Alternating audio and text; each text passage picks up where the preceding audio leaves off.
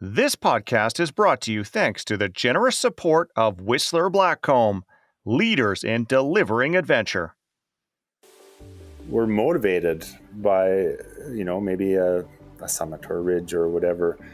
I think so. That's the first thing, kind of like just bias in general. We need to acknowledge that it's likely going to be present. Every time that we head out into the mountains, there's always going to be a desire to get to the top, to ski the run, to climb that ice line. And the first step is acknowledging that it's there. Welcome to Delivering Adventure. This is the podcast that explores what it really takes to share adventure like a pro, with your friends, your family, and as a profession.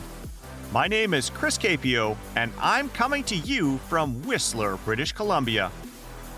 And I'm Jordy Shepard, recording from Canmore, Alberta. After a lifetime of working extensively in different parts of the adventure guiding industry, Chris and I have teamed up to launch this podcast. In each episode, you will hear top adventure guides, managers, marketers, and athletes share their best stories, advice, and trade secrets. The goal of this podcast is to share how you can take yourself and others farther from the mountains to the office and beyond. Several episodes ago, we were joined by Mike Adolph, who helped us to explore some of the human factors that can negatively affect our decision-making skills. Some of these human factors include internal and external pressures, personal preferences, and a host of cognitive biases. One of the biases that we can all struggle with is plan continuation bias, which is also sometimes referred to as course correction bias. When this happens, we can become predisposed to continue towards completing our original plan, even when the conditions change or new information becomes known that indicates that continuing on is not advisable. There are many reasons why we can succumb to plan continuation bias, including overconfidence, refusing to change course or backtrack, or being resistant to admitting that we may have been wrong. We can also feel pressured by others to keep going so that we can deliver the objective that they hired us for. We sometimes get tunnel vision when we become so fixated on achieving a specific outcome that we ignore or fail to see changes around us. History is littered with examples of plan continuation bias. Helping us to go deeper into this cognitive bias and to identify some of the strategies that we can use to manage plan continuation bias is Mike Adolph. Mike is an ACMG, IFMGA Mountain Guide, and is a current technical director of the Association of Canadian Mountain Guides. In his role with the ACMG, Mike is responsible for providing technical oversight for the ACMG's 1,500 and more climbing, skiing, and hiking guides and instructors. This oversight encompasses a number of things, including terrain guidelines and scope of practice documents that govern ACMG members. Mike is also involved in training and assessing new ski and alpine climbing guides. Another initiative that Mike has been involved in is the completion of the ACMG's new technical guide manuals, which can be found at the Apple Store, Google Play, and Amazon stores. We will post a link in the show notes. The ACMG's Core Skills Manual, as well as the other manuals, are excellent resources for anyone guiding others. Before we get to Mike, Chris, you must have a good example of a plan continuation bias that you can share with us. Yes, Jordy, I actually have many to choose from. One of the most memorable situations happened to me when I was skiing with a teenager named Sophie. Sophie is an excellent skier who thrives on challenge. And one spring afternoon, I decided to traverse across to a run she hadn't done before. For the listeners out there that know Blackcomb Mountain, we traversed across to the upper entrance of Ruby Bowl. Now, this is quite a dramatic area that requires a steep descent through some very rocky terrain. We'd already skied another line in that area and had found the snow was quite soft as it was a warm day and the snow was melting. Unfortunately, when we arrived at the top of Ruby Bowl, we discovered that the snow hadn't melted at all. This meant that the tricky entrance was essentially now a wall of ice. I spent a few minutes looking at the entrance, trying to find a workable way down into the bowl, but there wasn't one. Continuing on any line had a high probability of experiencing a very bad outcome. The conditions were slide for life, meaning that if one of us made a mistake, which was quite possible, we would have had an uncontrollable fall that would have taken us over a lot of exposed rocks. To me, this was obviously a no-go situation. However, Sophie had a much different view. Because she didn't have much experience in those conditions, she couldn't assess the risk as accurately. I guess that's why her parents always wanted her to ski with an instructor. To her, we decided to do this run. It looked fun, it was new, and going back would require us to walk uphill for a while. Honestly, standing there, I could feel the pressure to go coming off her. In the end, though, we turned around, as it would have been reckless for me to take her down that run. Sophie was pretty grumpy, but I used the opportunity as a teachable moment where we talked about planned continuation bias. This situation is what inspired me to want to explore this topic with Mike. Yeah, Chris, that's a great example. And yeah, the reality is you can't always continue the way you plan to. And if you just always persevere, at a certain point, that's going to catch up with you. So yeah, I think that was the right decision there. And I think we always need to put our decision making against that plan continuation bias and say, do we just want to do this, or this is the thing we should actually be doing? As always, we'll summarize the key points and add a few of our own strategies at the end of the episode. Also, if you haven't already done so, make sure you follow the show by selecting the follow button in your podcast player or subscribe to our YouTube channel. Let's bring in Mike. All right, Mike, welcome back to the show. How are you doing? Good. Yeah, really good. Thanks. How are you guys doing? Yeah, great. Where are you coming to us from today? Out of Red Deer, actually. I've got two sons, 10 and 11, and they attend school at a Spanish bilingual school here in Red Deer. It's probably a couple of like question marks just jumped into everybody's head. Like, does Red Deer have Spanish bilingual program? Yeah, they do. And what's how do you work as a mountain guide in Red Deer? The answer is, well, you don't. You commute. Yeah, for those of you not familiar with Red Deer, it is rather flat. I believe you can technically call it part of the prairie. Yeah, I would say part of the prairie. But, the other thing people don't know is we actually have a river canyon ski area. And for us, it's 5 minutes from our house. Awesome. One of the perks. I'd rather be out in the mountains full time, but it just didn't work out. In our last episode together, we explored how human factors can affect our decision making. And one of the human factors that's quite prevalent in mishaps is plan continuation bias. Can you describe to us what that is and how it can impact us? Yeah, plan continuation bias is that thing that kind of creates a blind spot in your decision making where you really are only seeing the end goal or the end outcome. You're going to get to the summit regardless of the inputs that you're seeing around you. You're going to ski that line. You've really just got a narrowly focused track that you're not even really considering any of the other events and stuff that are happening there. And I think some contributing factors to that might be the amount of energy and effort that's expended to get to a certain point. You don't want to waste all that. There might be financial pressure that comes into it, but basically you're just driven to one outcome, and you're not really seeing anything else that's happening around you. You're not considering options. You're not thinking about plan Bs or how things are changing. In the airline industry, it's often referred to as get there-itis. Yeah, get there-itis. Yeah. One of the most famous mountain adventure stories is found in John Krakauer's book, Into Thin Air, which a lot of people have read. Can you tell us what happened there and how continuation bias may have played a role, and if any other bias factors may have been present? Sure. I'll give you the Coles notes. So everybody's familiar with Everest. Maybe you're not familiar with Into Thin Air, but there's a couple of guided parties, two guided parties that had a planned summit attempt. There were also two other parties in the high camp, Camp 4, that had decided One of them in particular decided at the last minute that they were going to the summit. All the parties kind of started on their way up to the summit of Everest. And, things take time. Generally on, the trips that are pushing for the summit, there's some work that's been done by the Sherpas fixing lines, which kind of aids the efficiency moving through some of the more technical sections up there. That work hadn't been done. They decided, we're gonna get the work done on the fly, and you kind of push through it.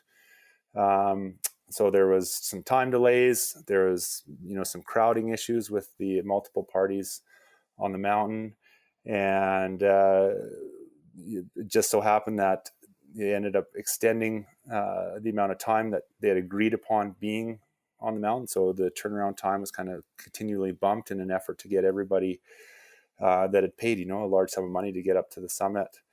And bad weather rolls in later on in the afternoon, and we've got a bunch of people on Everest trying to get down off the mountain in a blizzard. So they're 28,000 feet and trying to descend in a complete whiteout, and you can imagine that's one place where you don't want to be. So kind of the perfect storm of all these things coming together and putting these people in a really difficult and unfortunate situation. I think we were talking before about the continuation bias, and I think as it's hard. It's hard from the outside to look at a sequence of events and say, this thing that they did, didn't make sense or whatever. You really have to be there and be in the moment. But I think I can speak from my personal experience that, when people are paying you for a service, and if that service is really narrowly focused, like I'm paying you to get me to the top of this mountain, it really can create a bit of, or not create it, it leads or contributes to that possibility of the continuation bias showing up. In this particular instance, there was also somebody that was trying to get a first on Everest. There was a journalist, so John Krakauer, the fellow that wrote the book, was there, taking notes and not scrutinizing everybody, but, just observing and writing it down. And that goes, that also contributes to the continuation bias. You can imagine being one of the guides working there, knowing that everything you do on this trip is being written down. So you want to try and get everything right.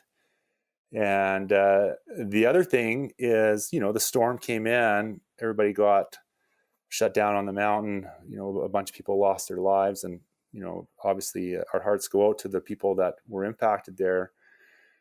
But had maybe the storm been a little bit less, or had people been a little bit further down the mountain, if things would have been just slightly different, the whole thing might not have happened. And when we start talking about bias and looking at it, reviewing cases, really the ones that come to light, or the ones that get the attention, are the ones where things went wrong. We don't hear, or you don't see a lot of stories about how bias played a part, but the outcome was good. Yeah, it's much easier to scrutinize things when they go wrong than when they go right. And continuation bias, like all of the other biases, can be present in a lot of situations where things actually worked out perfectly. But that doesn't mean that it doesn't mean that the process of our decision making and how we made those decisions was a great one. It's just that it just happened to work out. Maybe we were lucky, or enough things were going right for us. The other thing that sort of listening to you recount that story and all the factors there, that really gets me thinking that often continuation bias is not there on its own very often. It's often accompanied by a variety of factors and other biases, pressures, expectations, and those sorts of things. Do you have an example of a time when you were impacted by planned continuation bias, and why do you think it happened to you? The best example I have actually happened last May. So I have two clients, and they wanted to go and have an attempt on Mount Columbia. And this last winter, just the last years in general, the snowpack has been pretty low on the ice fields, such that I'd ruled out using the normal approach, or maybe, I don't know if it's going to be normal for much longer, up the Athabasca Glacier. And so we had approached from the Saskatchewan side. We had talked yesterday, or in the previous episode, about the importance of framing the overall goal and communicating risk tolerance and making sure that we're all on the same page. And that had all been done. So I've been working with these guys. The overall goal was to go onto the Columbia ice fields or go and do some spring skiing in May. And, if things worked out, we're going to head up to Mount Columbia. So I was grateful for that. And I'll get to why that was important here towards the end. If you've never done the approach up to Saskatchewan, it's like 27 kilometers or something like that. And in May, half those kilometers are with everything on your back. You're not skiing. So it's a big walk. So there's a bunch of effort expended to get into camp. We had set aside, a reasonable amount of time to be there. We had 4 days up on the ice. So food and water, or food, provisions for 4 days. We did a little scouting day on our second day there, went and skied up Snow Dome. It was awesome, great corn skiing in the afternoon. We managed to get a bit of a vantage on Mount Columbia. I had communications up there, so I was able to get an updated forecast. It looked like, tomorrow would be as reasonable of a day to try it as any. I could see from Snow Dome that the east face of Columbia wasn't holding quite as much snow as it normally would, or in previous times that I was there. So it looked like there was a bare ice section. But it's hard to judge, how long that was, and the clouds were kind of in and out. So I never really got a super good view. So we got back to camp after skiing Snow Dome and just discussed with the group that, it seemed like the forecast that I had was reasonable. And as long as everybody's energy levels were good, we're going to make a go for it the next morning. And everybody agreed, yep, it sounds good. And we also made a point of just reminding everybody that, these are some of the things that I'm thinking about. So, it looked like the face was a bear. It's hard to tell what was going on with the crevasses below. So there's all these potential obstacles that we're going to have to navigate, and they're going to be kind of key decision points for me. And we'll stop and have discussions along the way. And everybody's all good with that. The next morning, we're up at 3:00 and skinning over, and things are going pretty good. We get across a part of the route called the Trench, and there's quite a bit of open crevasses. It's actually kind of cool being in there with such a low snowpack. You realize how much stuff is happening there in that small piece of terrain.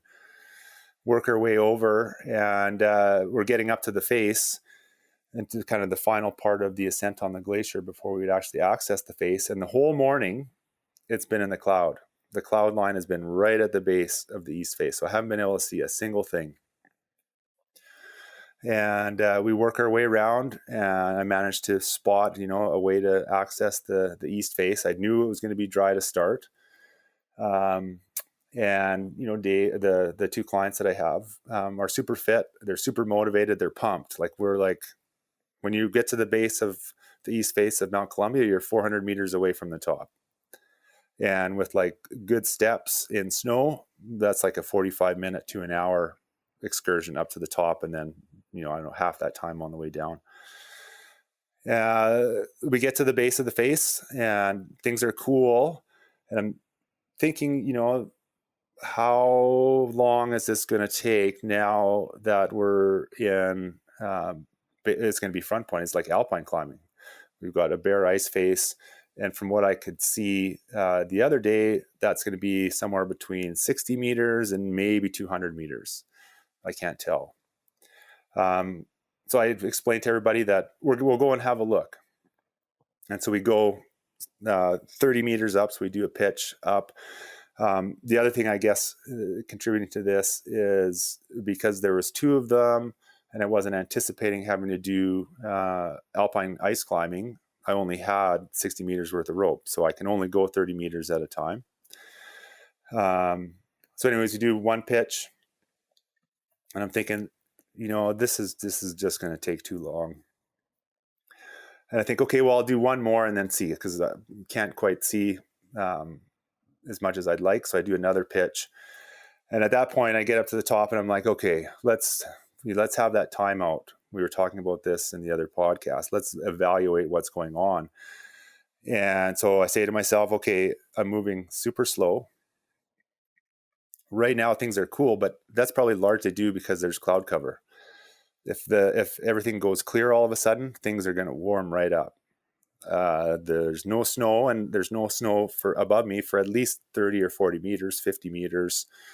So there's potential for rockfall to occur there.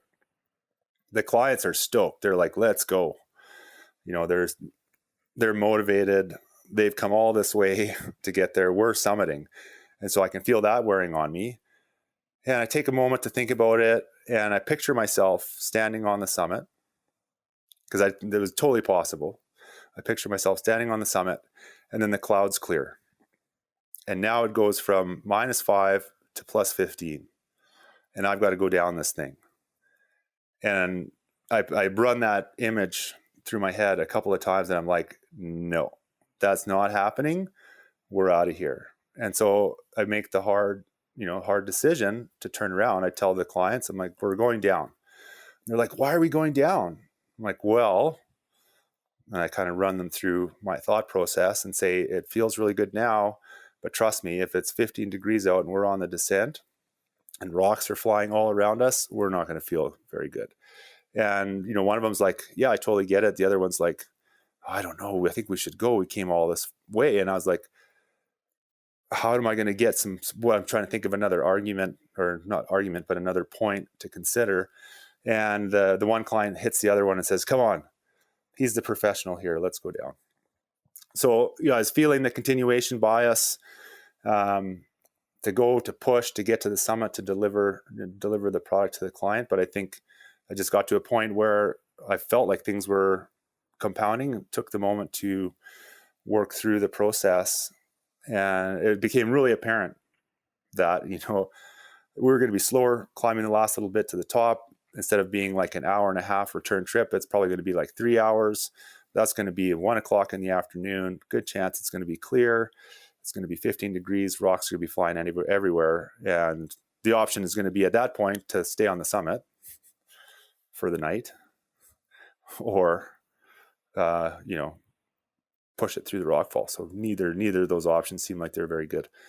And I think at the end, when we got back to camp, and talked about the day and, the decisions and stuff we made, I think everybody, the one individual that was, still wanting to push for it, I think they eventually came around, because when we got back to camp, it was 1 o'clock and it was 15 degrees, and you could see that, things weren't lining up. Yeah, it sounds like you did a lot of things right there to kind of guide your guests to that point where they were okay with turning around. And you also had the advantage of being able to envision what was likely to happen. I had a similar sort of, I will say I witnessed a similar type of situation on Parker Ridge, which is not too far away from where you were climbing. I used to guide that quite a bit, sort of on a weekly basis, and it's a challenging hike in that you climb up to the top of this ridge on the east side of the ridge, but the weather generally approaches from the west side, which means that if you're climbing, it's really hard to see what weather is coming towards you. And a couple of times we've headed off and the forecast isn't great, but you have a little bit of pressure to try to get to the top, because this is one of the only alpine hikes that you're doing in the course of a week. And perhaps during that week, some of the weather didn't allow you to get up that high. And so it's actually happened a couple times when this was really one of the only chances to get people up to the top of something. And so we went up one week and we got to the top, and then we could just see this big thunderstorm coming towards us. And so we were fine. We had lots of time to turn around and head down. But as we were descending, you could hear the thunder coming towards us, and there's a family of 4, and they're still on the way up. And I said to them, listen, you need to turn around and head right down right now, because there's a really big thunderstorm on the other side. You can hear it. And their response to me was, well, we just want to get to the top. And Right. that had become the anchor for them in their decision making is we need to get to the top, and well then we'll make our next decision, as opposed to perhaps if they'd started off by saying, well, we're just going to see how high up we can get here and take a look at the amazing view that we have, then we'll see. And so because they couldn't envision, they didn't, I guess, have the opportunity or the ability to process what the likelihood of getting hit by a bolt of lightning was and what that would do to their children. It just, yeah, their ability to make good decision in that moment was completely compromised. If you've spent a bunch of time traveling in the mountains or paddling on rivers or all these areas where we can go out and experience adventure, you see some of the entry level, I just say entry level decision makers in those environments, and it really highlights the importance of having an overall goal that's realistic, and highlights the need to actually have that. Like starting, like you're leaving from Calgary or wherever, it's like, we're going to the mountains, we're going to go hiking, not we're going to Parker's Ridge and climbing to the summit, right? So really breaking it down into something that is achievable, not just because it's technically easier, but because it's realistic for the conditions. And then you can add on to that, right? We're going to go to the mountains. We're going to go to the mountains and we're going to try to climb up Parker's Ridge. We're going to go to the mountains. We're going to climb and try out Parker's Ridge. And if the weather looks good, we're going to go to the summit. You can kind of break it down into those smaller steps. One technique I use in the ski guiding world is, I'm feeling maybe a little push to provide product for the clients, and things in before the avalanche actually quite often look quite good. And it's only after an avalanche is run, it's like, oh, that's pretty bad. I'm glad we're not there. And so what you can do is pick the mini golf kind of smaller pieces of terrain and that's where it's having experience in terrain where you can go to someplace relatively safe and actually do a demonstration of what could happen on a small scale that could happen on the bigger scale if you stepped out into it. And so if you stomp on something and it zippers along on a surface hoar, persistent weak layer, that sort of thing, it's like, wow, okay, we understand now, and you can give a very good demonstration of the bad thing and the reason why you don't want to continue into these bigger slopes, because skiing is actually, you're ascending if you're on skins and touring. But if you're in the heli ski world, you just the ascent part is actually super easy as long as the pilot feels it's safe to get up there. But then or the snowcat too, you get out at the top, it's all good, and then the whole decision making is on the way down almost entirely. And so yeah, if you can use those things, or you can say, let's just wait for a little minute on our ascent here and just see what happens, and you're pretty confident there's going to be rock fall down the gully that you were longingly looking at climbing in an alpine setting. It's like, okay, there we go. That shows us why we're not there.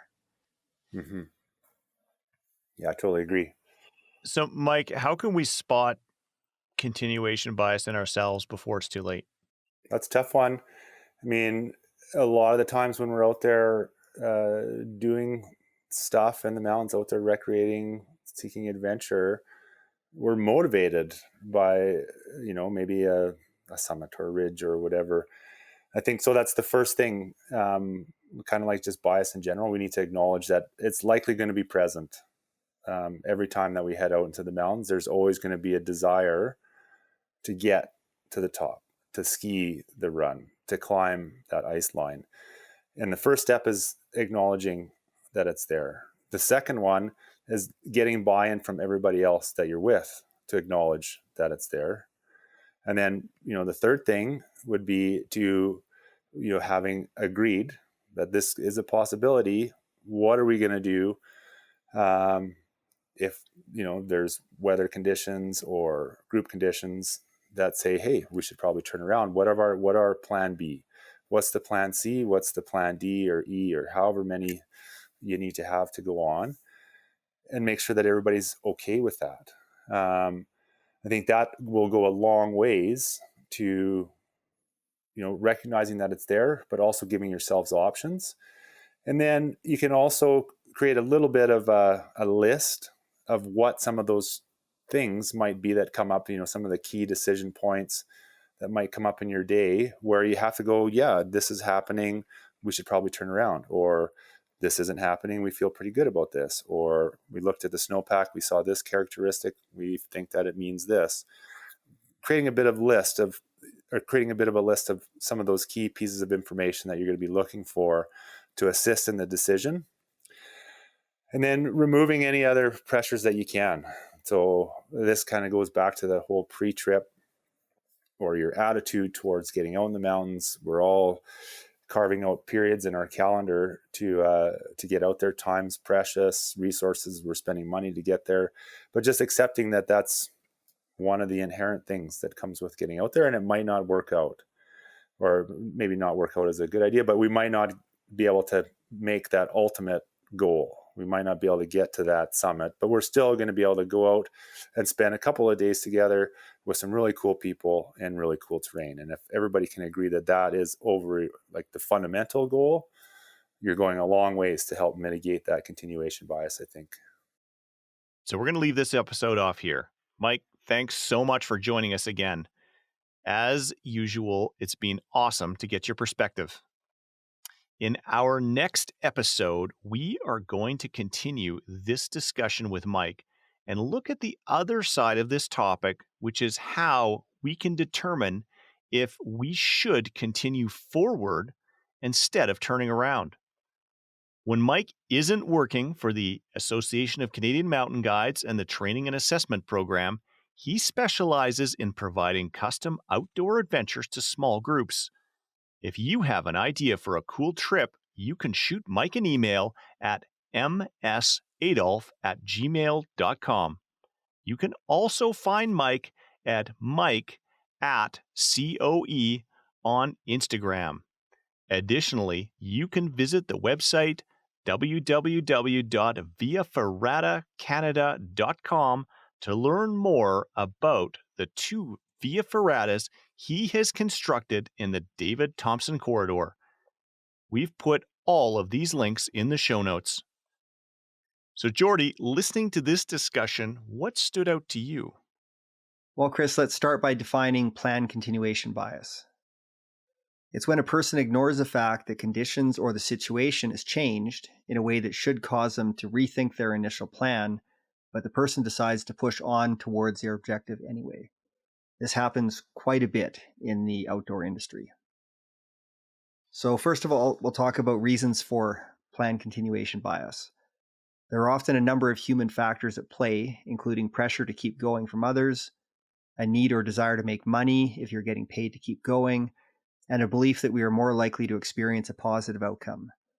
This is known as optimism bias. We may also end up ignoring or downplaying information that indicates that we should change course, and weather is a very common reason for changing course and is very commonly ignored or downplayed. This can happen when we get so fixated on achieving a specific objective that we get tunnel vision that stops us from being able to process information in a rational way. Chris, can you talk about some strategies that Mike had to manage planned continuation bias? Yeah, for sure, Jordy.